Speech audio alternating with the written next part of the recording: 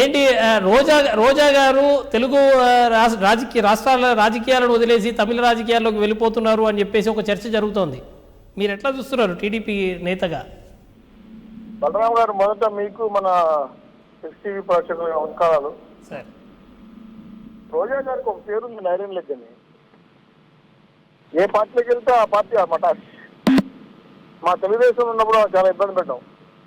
జగన్ దగ్గరికి వెళ్ళింది, జగన్ పార్టీని అతపాదన దొక్కేసింది. ఇప్పుడు తమిళనాడులో పార్టీలో చేరాలని కొంత ప్రయత్నాలు జరుగుతూ ఉన్నాయి. విజయ్ పార్టీలో జాయిన్ అవ్వాలని. నగర ప్రజలు ఆమె చేసిన అన్యాయాల అక్రమాలు భరించి, నువ్వు ఇక్కడ మాకు అక్కర్లేదు, నీ సేవలు మాకు అక్కర్లేదు తరిమేశారు. ఆడుతా మాంధ్రాతో రాష్ట్రాన్ని ఆడించేసి 100 కోట్ల పైసలు దొబ్బేశారు. ఆసాంతో అక్కడున్న గుళ్ళు గోపురాలు మింగేసింది. ఎర్రమట్టి దిబ్బల్లాగా తమిళనాడుకు బార్డర్గా ఉన్నటువంటి నగిరిలో ఇసుక మట్టి మింగేసి కొన్ని 100 కోట్లు సంపాదించి ప్రెసిడెంట్ బెంజ్ లాంటి కార్లు తీసుకొని 1000 కోట్ల రూపాయల బంగారాలు దోచుకునింది. సో ఈ డబ్బులంతా ఏం చేయాలి? కేసులు వేస్తున్నాం, కేసులు పడుతున్నాయి, ఎంక్వైరీ జరుగుతుంది. రేపు ఈ కేసుల నుంచి కాపాడుకోవాలంటే ఏదో సెంటర్ కావాలి. ఇక్కడ ఇంకో విషయం చాలా స్పష్టంగా చెప్పొస్తున్నా. అధికారం అండబెట్టుకొని పార్టీని అశాంతం నాకేనే కాకుండా జగన్మోహన్ రెడ్డి కూడా శాశ్వతం నాకు ఇచ్చేది. ఎందుకు ఈ మాట పత్రిక చెప్పాల్సి వచ్చిందంటే, జగన్మోహన్ రెడ్డి గారు కూర్చుని పెట్టాలి మున్సిపల్ ఇచ్చారు. ఎవరికి? జగన్మోహన్ రెడ్డి గారికి వెన్నుపోటు పడుతుంది. నేను జగనన్న నా ప్రాణం, అన్నా జగనన్నా, అన్నా జగనన్నా అని మాట్లాడింది కదా. ఏడన్నా కన్నా ముందు జగనన్న వస్తాడని చెప్పిన మాట కూడా అవే చెప్పింది. సో ఈ అవకాశవాద రాజకీయాలు చేసిన రోజా గారికి తమిళనాడు ప్రజలు కూడా బుద్ధి చెప్తారు. ఆంధ్రాలో ఎక్స్పైర్ అయిపోయిన మెడిసిన్ ఈవిడ, ఈ రాజకీయాలు పనికిరాదు. ఈవిడకి తినడం తొంగోవడం తప్ప, సంపాదించుకోవడం తప్ప. ఆ ఇద్దరు అన్నలు ఉన్నారు ఆయనకి, లెఫ్ట్ రైట్. వాళ్ళ అన్యాయాల అక్రమాలకు కేంద్ర బిందు. వాళ్ళు చెప్పినట్టు ఆడుతుంది, వాళ్ళు చెప్పినట్టు పాడుతుంది. సో సినిమాల నుంచి బయట వెళ్ళిపోయింది. ఇప్పుడు ఆంధ్ర రాజకీయాల నుంచి బయట వెళ్ళిపోతా ఉంది. తమిళనాడు రాజకీయాలు ఎంత అవుతా ఉంది కాబట్టి తమిళనాడు ప్రజలు చాలా తెలివైన వాళ్ళు. మామూలుగా ఉండరు, ట్రీట్మెంట్ మామూలు కూడా వాళ్ళది. సో ఈ ఎక్స్పైర్ అయిపోయిన మెడిసిన్ అక్కడ కూడా చెల్లదు. ఆంధ్ర రాష్ట్ర రాజకీయాలు ఇంత పెద్ద కుట్ర చేసిన వాళ్ళని తమిళనాడు ప్రజలు ఆదరించే ప్రసక్తే లేదు. తమిళనాడు ప్రజలు చాలా తెలివైన వాళ్ళు.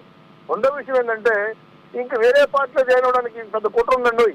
ఎందుకంటే రేవు పడే కేసుల నుంచి కూడా ఆ పార్టీని అడ్డం పెట్టుకొని లావాదేవీలు చేసి, పైరువీలు చేసి, డబ్బులు ఖర్చు పెట్టి ఎట్లా ఒకట్ల కేసులు బయటపడడం కోసం ఒక అక్రమంగా సంపాదించిన ఆస్తులు వీటిని కాపాడుకోవడానికి ఒక సెంటర్ కావాలని రాజకీయ వేదిక తమిళనాడు జాయిన్ అయింది.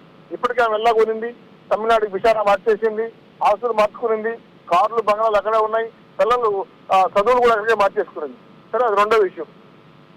మెయిన్ విషయం ఏంటంటే, వైఎస్ఆర్సీపీ పార్టీలో బ్రాండ్ ఫైర్ అని, ఫైర్ బ్రాండ్ అని చెప్పుకున్న వీళ్ళకి పడిన పెట్టి మామూలుగా లేదు.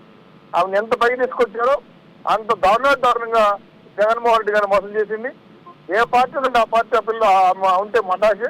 కాబట్టి ఈవిడ రాజకీయాలు పనికిరాని విషయాన్ని స్పష్టంగా తెలుస్తా ఉంది.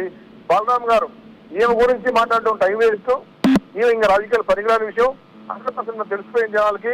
ఇది కాకుండా ఆవిడ చేసిన అక్రమాలపైన, అనేక అంశాలపైన, కేసులపైన కూడా తిరగతోటిపై శనగూరిపై చేపడతాను. కాబట్టి ఈడీ నోటీసు ఇచ్చింది. కాబట్టి ఆంధ్ర రాష్ట్రం ఉంటే నాకు భద్రత ఉండే ఉద్దేశంతో ఈవిడ విషయాన్ని ఎత్తేస్తా ఉంది.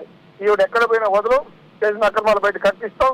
మీరు అన్నలడ్డు వచ్చిన ఆగదు, జై దేవుడు వచ్చిన ఆగదు. నగిరి ప్రజల శ్రేయస్ కోసం గెలిపించుకున్న నగిరి ప్రజలకి దుర్మార్గమైన వాళ్ళ ఆ సంస్కృతిని, చేనేత వస్త్రాలని, చేనేత కంపెనీలని దుర్మార్గంగా మోసం చేసి నగిరిలో కుల పరిస్థితి తీసుకొచ్చి నగిరి ప్రజల్ని అశాంతం కూడా మోసం చేసిన వ్యక్తి ఈవిడ. కాబట్టి తమిళనాడు బార్డర్ నగిరి ప్రజలు 100కి 100 తమిళనాడుకి ఈ విషయం తెలియజేస్తారు. రాజకీయాలకి ఏమాత్రం పనికిరాని వ్యక్తులు ఉంటారు రోజా గారు. కాబట్టి ఇటువంటి ఎక్స్పైర్ అయిపోయిన మెడిసిన్ రాష్ట్ర ప్రజలు, దేశ ప్రజలు కూడా ఆదరించారని చెప్పి మీద స్పష్టంగా చెప్పదలుచుకున్నాను. ఏదేమైనా సరే, ఈ రోజా గారు ఆంధ్ర రాష్ట్రానికి మరి దరిద్రం వదిలిపోయి పక్క రాష్ట్రానికి పోతా ఉంది. ఆ రాష్ట్ర ప్రజలు అప్రమత్తంగా ఉండమని చెప్పి మాత్రం నేను హెచ్చరిస్తున్నాను. బలరాం గారు. Thank you sir.